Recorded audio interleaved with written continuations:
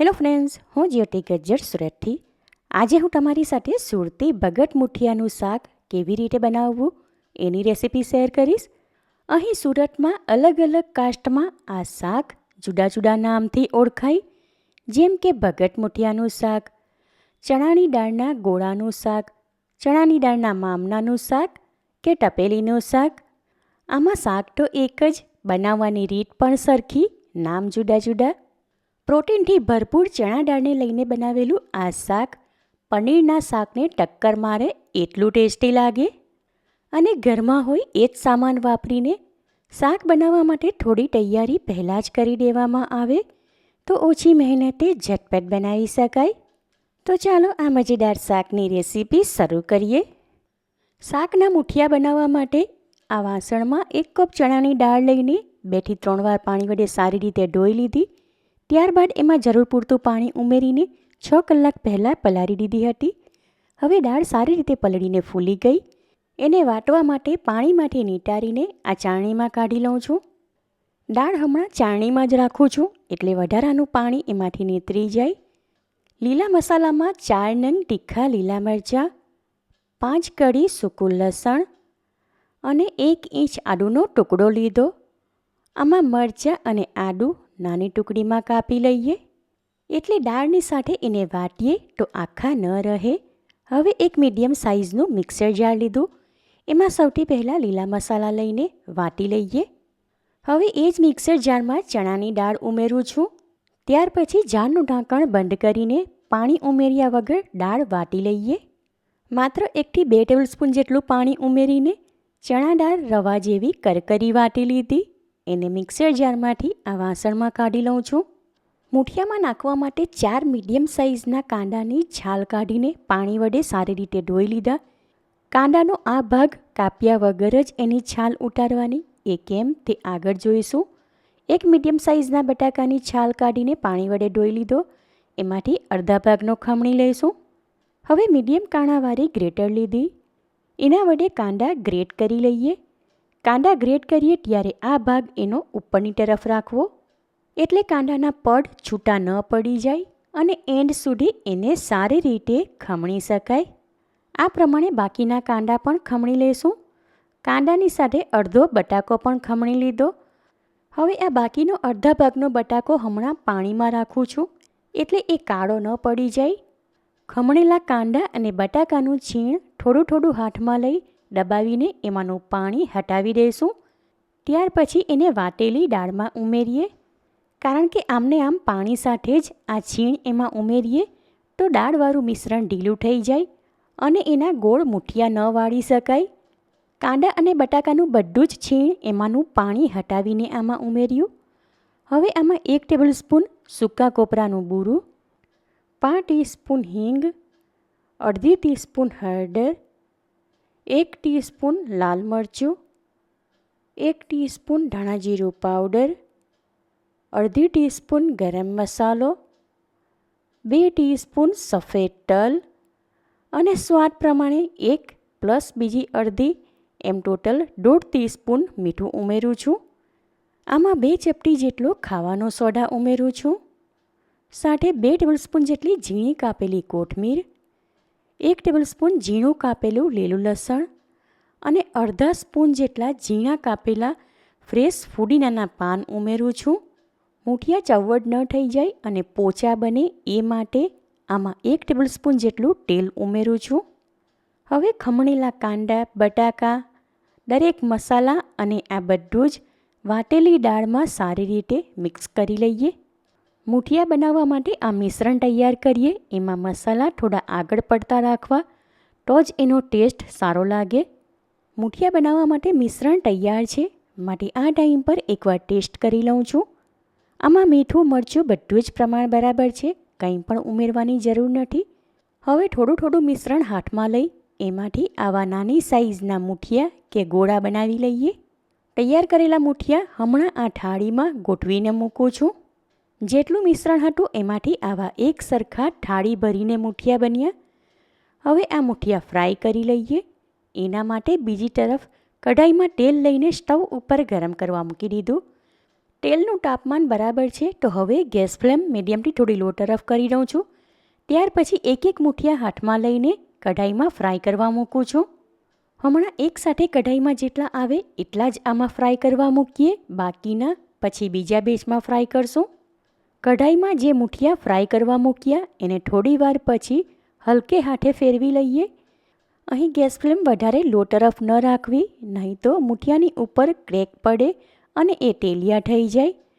Muthiya fry કરો ત્યારે આ વાતનું ખાસ ધ્યાન રાખવું. ફ્રાય કરેલા આ મુઠિયા આમને આમ વડાની જેમ ખાઈ શકાય, બહુ જ ટેસ્ટી લાગે.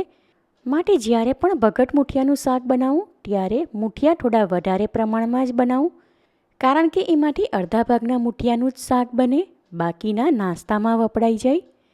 હવે થોડીવાર પછી આ મુઠિયા ગોલ્ડન કલરના ફ્રાય થઈ ગયા અને અંદરથી પણ સારી રીતે કૂક થઈ ગયા, એટલે તેલમાં ઉપર આવી ગયા, તમે જોઈ શકો છો. હવે એને તારવાળી જારીમાં લઈને પેપર નેપકિન ઉપર રાખું છું. ત્યાર પછી આ જ પ્રમાણે બાકીના ફ્રાય કરી લઈએ. થોડા 3 બેચમાં બધા જ મુઠિયા ફ્રાય કરી લીધા અને આ મુઠિયા એટલા મસ્ત દેખાય છે, જોઈને તરત જ ખાવાનું મન થઈ જાય. મુઠિયા ઉપરથી ક્રિસ્પી કુરકુરા, અંદરથી રૂ જેવા પોચા અને બહુ જ ટેસ્ટી બન્યા. મુઠિયા તૈયાર છે તો હવે એનું શાક બનાવીએ. એના માટે 2 મોટી સાઇઝના મેઝરમેન્ટ પ્રમાણે 1 કપ ફૂલ ભરીને કાપેલા કાંદા લીધા. એને આ મિક્સર જારમાં લઈને ઝીણા ક્રશ કરી લઈએ. ક્રશ કરેલા કાંદા મિક્સર જારમાંથી આ ડીશમાં કાઢી લઉં છું. શાકની ગ્રેવીમાં નાખવા માટે લીલા મસાલામાં 3 નંગ તીખા લીલા મરચાં, 6 કળી સૂકું લસણ અને અડધા ઇંચ જેટલો આદુનો ટુકડો લીધો. આ બધું નાની ટુકડીમાં કાપીને મિક્સર જારમાં લઉં છું. સાથે એમાં 1 ટેબલસ્પૂન ભરીને મગજ તરીના બી ઉમેરું છું. હવે જારનું ઢાંકણ બંધ કરીને આ બધું વાટી લઈએ. હવે એ જ મિક્સર જારમાં 2 મીડિયમ સાઇઝના મેઝરમેન્ટ પ્રમાણે 1 કપ ચોરસ ટુકડીમાં કાપેલા ટામેટાં લીધા, એ ઉમેરું છું. હવે જારનું ઢાંકણ બંધ કરીને ટામેટાં ગ્રાઇન્ડ કરી લઈએ. મસાલાની સાથે ટામેટાં ગ્રાઇન્ડ કરી લીધા. તમે જોઈ શકો છો ટામેટાની એકદમ ફાઇન પ્યુરી નથી બનાવી. હવે આ મિશ્રણ મિક્સર જારમાંથી આ વાટકીમાં કાઢી લઉં છું. શાકમાં નાખવા માટે આવા ચોરસ ટુકડામાં કાપેલા મકાઈ લીધા. મકાઈ મેં અહીં કાચા જ લીધા, કારણ કે એને શાકની ગ્રેવીમાં ઉકાળશું ત્યારે બફાઈ જશે. આખા મસાલામાં 5 લવિંગ, 2 મોટા ટુકડા તજ, 1 તમાલપત્રના 2 ટુકડા કરી લીધા, 1 ચકરી ફૂલ અને 1 ટીસ્પૂન આખું જીરું. આગળના સ્ટેપમાં શાક બનાવવા માટે એક પેન લઈને સ્ટવ ઉપર ગરમ કરવા મૂકી. ત્યાં ગેસ ફ્લેમ લો ટુ મીડિયમની વચ્ચે રાખીને આ પેનમાં મુઠિયા ફ્રાય કર્યા હતા એમાંથી 4 ટેબલસ્પૂન જેટલું તેલ લઉં છું. પેનમાંનું તેલ હલકું અમસ્તું ગરમ થાય ત્યાર પછી એમાં આખા મસાલા અને 5 ટીસ્પૂન જેટલી હિંગ ઉમેરીને મિક્સ કરી લઈએ. થોડી સેકન્ડ માટે મસાલા શેકી લીધા. હવે એમાં ઝીણા ચોપ કરેલા કાંદા ઉમેરીને મિક્સ કરી લઈએ. મુઠિયામાં નાખવા માટે અડધો બટાકો ખમણીને બાકીનો અડધો સાઈડમાં રાખ્યો હતો, એને આવી નાની ટુકડીમાં કાપી લીધો. હવે આ ટાઈમ પર સાથે એ પણ આમાં ઉમેરી દઉં છું. હવે ગેસ ફ્લેમ મીડિયમ તરફ રાખીને પેનમાં કન્ટિન્યુ હલાવતા રહેવું, એટલે કાંદામાં જે પાણીનો ભાગ હોય એ બળીને એ જલ્દીથી શેકાઈ જાય. 5 થી 6 મિનિટ માટે કાંદા શેકી લીધા, એટલે એમાં હલકો ગોલ્ડન કલર આવી ગયો. માટે આ ટાઈમ પર આમાં અડધી ટીસ્પૂન હળદર, 1 પ્લસ બીજી અડધી એમ ટોટલ 1.5 ટીસ્પૂન લાલ મરચું અને 1 ટીસ્પૂન ધાણા જીરું પાવડર તેમજ મિક્સર જારમાં ક્રશ કરેલા લીલા મસાલા અને ટામેટાવાળું મિશ્રણ આમાં ઉમેરી દઉં છું. સ્વાદ પ્રમાણે આમાં 1 પ્લસ બીજી પા એમ ટોટલ 1/2 ટીસ્પૂન મીઠું ઉમેરીને બધું મિક્સ કરી લઈએ. આમાં જેમ જેમ ટામેટાં શેકાશે તેમ તેમ આ મિશ્રણનો કલર બદલાશે. સાથે આ ટાઈમ પર આમાં મકાઈના ટુકડા પણ ઉમેરી દઉં છું, એટલે એ પણ શેકાઈ જાય. છેલ્લે આમાં અડધી ટીસ્પૂન કાશ્મીરી લાલ મરચું, અડધી ટીસ્પૂન ગરમ મસાલો અને 1 ટેબલસ્પૂન જેટલી ઝીણી કાપેલી કોથમીર ઉમેરીને બધું મિક્સ કરી લઈએ. હવે થોડીવાર માટે પેન ઉપર ઢાંકણ લગાવી દઉં છું, એટલે બટાકાની ટુકડી અને મકાઈના ટુકડા પણ સારી રીતે બફાઈ જાય. 2 મિનિટ જેવી થાય એટલે પેન ઉપરથી ઢાંકણ હટાવીને એમાં હલાવી લઈએ. ત્યાર પછી ફરી પેન ઉપર ઢાંકણ લગાવી દઉં છું. ટોટલ 6 થી 7 મિનિટ માટે પેન ઉપર ઢાંકણ લગાવીને એમાંના શાક અને મસાલા થવા દીધા. એટલે હવે એ કૂક થઈ ગયા અને તેલ છૂટું પડી ગયું. માટે આ ટાઈમ પર મિક્સર જારમાં 1 કપ પાણી લઈને હલાવી લીધું હતું એ પ્લસ બીજું 1 કપ પાણી ઉમેરું છું. ત્યાર પછી ગેસ ફ્લેમ હવે મીડિયમ તરફ કરી દઉં છું એટલે આ પાણી જલ્દીથી ગરમ થઈને ઉકળવા લાગે. આમાં જરૂર પ્રમાણે બીજું અડધો કપ પાણી ઉમેરું છું કારણ કે આમાં મૂઠિયા ઉમેરશું એટલે આ બધું જ પાણી એમાં અબ્સોર્બ થઈ જશે. આમાં 1 ટેબલસ્પૂન જેટલી ઝીણી કાપેલી કોથમીર ઉમેરું છું. આ શાકમાં કોથમીર, લીલું લસણ અને ફુદીનો આ ત્રણેયના ફ્લેવર બહુ જ સારા લાગે. હવે આ ટાઈમ પર શાકનો રસ્સો એકવાર ટેસ્ટ કરી લઉં છું. આમાં સ્વાદ પ્રમાણે મીઠું ઓછું લાગે છે માટે 5 ટીસ્પૂન જેટલું ઉમેરું છું. શાકનો રસો સારી રીતે ગરમ થઈને ઉકળવા લાગ્યો માટે આ ટાઈમ પર આમાં અડધા ભાગના મૂઠિયા ઉમેરું છું. થોડીવાર માટે કઢાઈ ઉપર ઢાંકણ લગાવીને લો ફ્લેમ પર શાક કૂક કરી લઈએ એટલે મૂઠિયામાં રસો સારી રીતે પચી જાય અને એ પોચા થઈ જાય. 3 થી 4 મિનિટ જેવી થાય એટલે કઢાઈ ઉપરથી ઢાંકણ હટાવીને એમાં હલાવી લઈએ. સાથે આ ટાઈમ પર મૂઠિયા ચેક કરી લઉં છું. તમે જોઈ શકો છો મૂઠિયામાં રસો પચી ગયો એટલે એ પોચા થઈ ગયા. હવે આ ભગટ મૂઠિયાનું શાક તૈયાર છે માટે એમાં 1 ટેબલસ્પૂન જેટલી ઝીણી કાપેલી કોથમીર ઉમેરીને ગેસ ફ્લેમ ઓફ કરી દઉં છું. ત્યાર પછી આ શાક પેનમાંથી હાંડીમાં કાઢી લઉં છું. સુપર ટેસ્ટી ગરમા ગરમ ગુજરાતી ટ્રેડિશનલ ભગટ મૂઠિયાનું શાક તૈયાર છે. જોઈને તરત જ ખાવાનું મન થઈ જાય એવું ટેસ્ટમાં બેસ્ટ આ શાકનો લુક એકદમ ક્લાસિક છે. તહેવારમાં આ સુપર ટેસ્ટી ભગટ મૂઠિયાનું શાક સાથે રોટલી, પરોઠા કે પૂરી હોય તો ખાવાની મજા પડી જાય.